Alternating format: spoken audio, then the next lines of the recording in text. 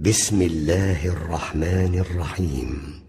كيف تكفرون بالله وكنتم أمواتا فأحياكم ثم يميتكم ثم يحييكم ثم إليه ترجعون.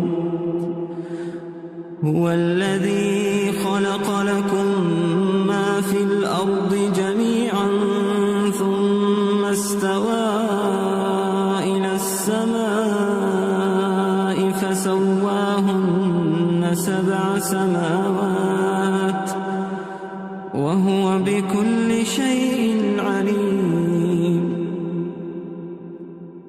وإذ قال ربك للملائكة إني جاعل في الأرض خليفة قالوا أتجعل فيها من يفسد فيها